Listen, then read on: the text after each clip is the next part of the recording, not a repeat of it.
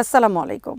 ইরানে ২৪ ঘন্টার মধ্যে হামলা চালাতে পারে যুক্তরাষ্ট্র। কাতার ঘাঁটি থেকে সেনা প্রত্যাহার যুক্তরাষ্ট্র ও ব্রিটেনের।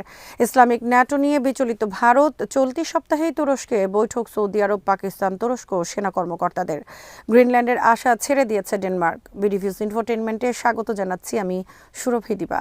আজ জানাবো ইরানে যুক্তরাষ্ট্রের সম্ভাব্য হামলা পরিস্থিতি এবং প্রতিরক্ষা সংক্রান্ত গুরুত্বপূর্ণ কিছু খবর। বার্তা সংস্থা রয়টার্সের খবরে বলা হয়েছে ২৪ ঘন্টার মধ্যে ইরানে হামলা চালাতে পারে যুক্তরাষ্ট্র। সামরিক সূত্র উল্লেখ করে রয়টার্স লিখেছে, সব লক্ষণ বলছে যুক্তরাষ্ট্র হামলা চালাতে যাচ্ছে ইরানে।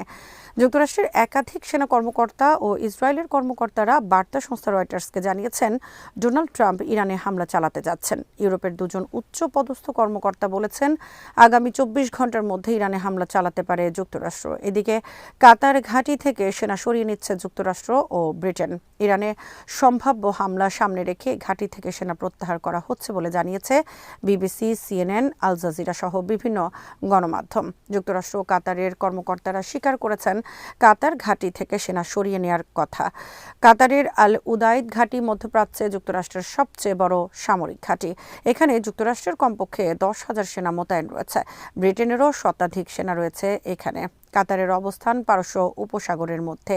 কাতার থেকে ইরানের উপকূলের দূরত্ব মাত্র ১০০ মাইল। ফলে কাতারের এই মার্কিন ঘাঁটি ইরানের একটি সহজ নিশানায় পরিণত হতে পারে সম্ভাব্য যুদ্ধে। গত জুন মাসে ইরানের বিরুদ্ধে যুক্তরাষ্ট্রের হামলার সময় ইরান হামলা চালিয়েছিল এই ঘাঁটিতে।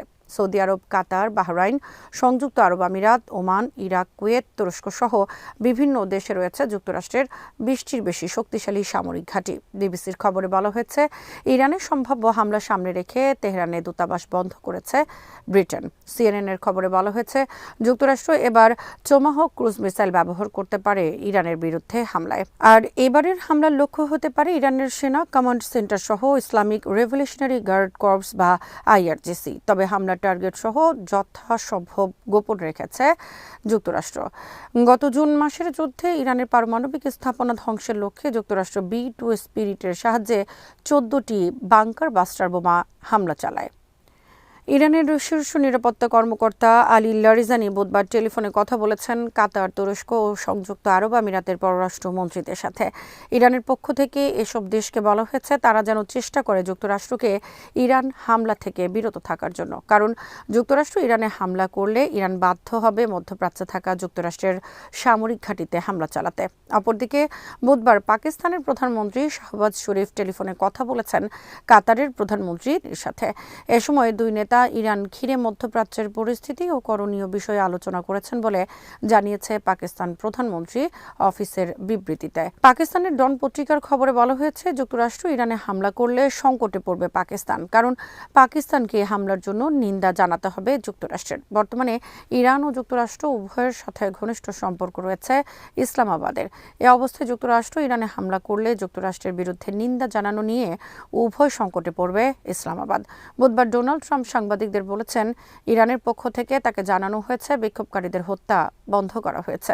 এছাড়া বিক্ষোভের দায়ে কারো মৃত্যুদণ্ড বাস্তবায়ন করা হবে না। আমি মনে করি এটা খুব ভালো একটি সিদ্ধান্ত তারা নিয়েছে। আমরা দেখতে চাই ইরান এ কথা রাখে কিনা। তবে ইরানে হামলার সম্ভাবনা তিনি নাকচ করেননি। কারণ আন্তর্জাতিক বিভিন্ন গণমাধ্যমের খবরে বলা হয়েছে ইরানে বিক্ষোভকারীদের হত্যা অব্যাহত রয়েছে। নিহতের সংখ্যা ছাড়িয়েছে ৩,০০০। গ্রিনল্যান্ডের আশা ছেড়ে দিয়েছে ডেনমার্ক ও গ্রিনল্যান্ড সরকার। বুধবার ডেনমার্ক ও গ্রিনল্যান্ডের পররাষ্ট্রমন্ত্রী হোয়াইট হাউস সফর করেন এবং বৈঠক করেন ট্রাম্প প্রশাসনের কর্মকর্তাদের সাথে।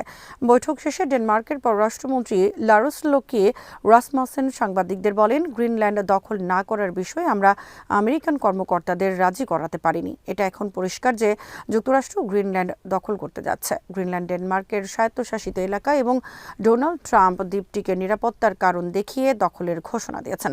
ট্রাম্পের দাবি গ্রিনল্যান্ডের উপর দিয়ে রাশিয়া তাদের দেশে সহজে হামলা চালাতে পারে ভবিষ্যতে। তাই গ্রিনল্যান্ড দখলে নিলে সেখানে বড় ধরনের সামরিক ঘাঁটি স্থাপন করা হবে। অন্যথায় দ্বীপটি দখলে নেবে চীন ও রাশিয়া। তাছাড়া গ্রিনল্যান্ড ঘিরে বিশাল সমুদ্র এলাকায় রয়েছে বিপুল পরিমাণ জ্বালানি ও দুষ্প্রাপ্য অনেক খনিজ সম্পদ। সৌদি আরব, পাকিস্তান, তুরস্ক সম্ভাব্য ইসলামিক ন্যাটো নিয়ে বিচলিত হয়ে পড়েছে ভারত। সম্ভাব্য এ জোট শেষ পর্যন্ত কতদূর সম্প্রসারিত হতে পারে তা নিয়ে নানা ধরনের বিশ্লেষণ করছে নয়াদিল্লি। গত সেপ্টেম্বর মাসে পাকিস্তান সৌদি আরব শক্তিশালী এক নিরাপত্তা চুক্তি করে। ন্যাটো আদলে করা এই চুক্তিতে বলা হয়েছে, কোনো এক দেশ যদি তৃতীয় কোনো দেশ আক্রমণ করে তাহলে সেটা উভয় দেশের উপর আক্রমণ হিসেবে গণ্য হবে এবং উভয় দেশ মিলে আক্রমণকারী শত্রু রাষ্ট্রের বিরুদ্ধে যুদ্ধ করবে। বর্তমানে পাকিস্তান, সৌদি আরব এই নিরাপত্তা জোটের সদস্য হতে চলছে তুরস্ক। ফলে সম্ভাব্য এ ত্রিদেশীয় নিরাপত্তা জোটকে আন্তর্জাতিক বিভিন্ন গণমাধ্যমে ইসলামী ন্যাটো হিসেবে আখ্যায়িত করা হয়েছে। শুধু তাই নয়, ইসলামিক এ ন্যাটোতে বাংলাদেশ, কাতার সহ আরও অনেক মুসলিম দেশ যুক্ত হওয়ার সম্ভাবনা দেখা দিয়েছে। এর ফলে ইসলামিক ন্যাটো নিয়ে বর্তমানে গভীর উদ্বিগ্ন ভারত। ভারতের সংবাদপত্রের খবরে বলা হয়েছে, সৌদি আরবের অর্থ পাকিস্তানের পারমাণবিক বোমা ও মিসাইল আর তুরস্কের আধুনিক অস্ত্র প্রযুক্তি মিলে বড় ধরনের শক্তিশালী জোটে পরিণত হতে পারে ইসলামিক ন্যাটো, যা নয়াদিল্লির জন্য হুমকি হিসেবে দেখা দিতে পারে। আনন্দবাজারের খবরে উদ্বেগের সাথে বলা হয়েছে, বর্তমানে সৌদি আরব, পাকিস্তান ও তুরস্কের কর্মকর্তাদের মধ্যে নিবিড় যোগাযোগ চলছে ইসলামিক ন্যাটো গঠনের লক্ষ্যে। আর চলতি সপ্তাহেই তুরস্কের প্রথমবার বৈঠকে বসতে যাচ্ছেন 3 দেশের উচ্চপদস্থ নৌ-কর্মকর্তারা। কলকাতার আনন্দবাজারের খবরে বলা হয়েছে, পাকিস্তান তাদের পারমাণবিক বোমাকে কুমির ছানা হিসেবে ব্যবহার করছে বিভিন্ন মুসলিম দেশকে নিরাপত্তা দেওয়ার ক্ষেত্রে। পাকিস্তান তাদের পারমাণবিক শক্তিকে কাজে লাগিয়ে বিভিন্ন মুসলিম দেশকে তাদের নিরাপত্তা বলয়ে আনার জন্য বর্তমানে উঠে পড়ে লেগেছে।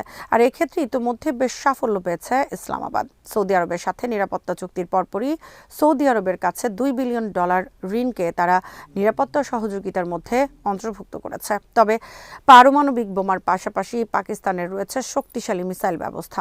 অপরদিকে তুরস্কের রয়েছে আধুনিক অস্ত্র প্রযুক্তি ও বিশাল সৈন্যবাহিনী। দক্ষিণ এশিয়া, পশ্চিম এশিয়া এবং আফ্রিকায় বর্তমানে আধিপত্য বিস্তারের চেষ্টা করছে তুরস্ক। আর তাই তুরস্ক খুবই আগ্রহী সৌদি পাকিস্তান প্রতিরক্ষা চুক্তিতে যুক্ত হওয়ার জন্য এবং একে সম্প্রসারণ বিষয়ে। তুরস্ক একই সাথে ন্যাটোর গুরুত্বপূর্ণ সদস্য এবং যুক্তরাষ্ট্রের পর ন্যাটোর দ্বিতীয় বৃহত্তম সামরিক বাহিনী রয়েছে তুরস্কের। পাকিস্তানের সাথে রয়েছে দেশটির নিবিড় সামরিক সম্পর্ক। তুরস্ক তাদের অত্যাধুনিক ড্রোন সহ 5ম প্রজন্মের যুদ্ধবিমান প্রকল্পে উভয় দেশকে অংশগ্রহণের আমন্ত্রণ জানিয়েছে। বিশ্লেষকদের মতে 3 দেশের মধ্যে ন্যাটো আদলে সামরিক জোট হলে সেটা সব দিক দিয়ে খুবই একটি শক্তিশালী আর কার্যকর জোটে পরিণত হবে। তবে আনন্দবাজার পত্রিকা বেশ আনন্দের সাথে লিখেছে, ত্রিদেশীয় এ জোট খুব বেশি সম্প্রসারণের সুযোগ নেই, কারণ 57টি মুসলিম দেশের মধ্যে রয়েছে শিয়া সুন্নির বিভেদ। অনেক দেশ চরম দরিদ্র। Pakistan, Syria, Iraq, Yemen, Afghanistan সহ বিভিন্ন দেশে রয়েছে সন্ত্রাসবাদের সমস্যা। অনেক দেশ সামরিক শক্তিতে একেবারেই দুর্বল। তাছাড়া যে কারণে মুসলিম দেশগুলোর সংগঠন ওআইসি কার্যকর হয়ে উঠতে পারেনি, সেই একই কারণে ইসলামিক ন্যাটোতে খুব বেশি দেশ অন্তর্ভুক্ত হবে না।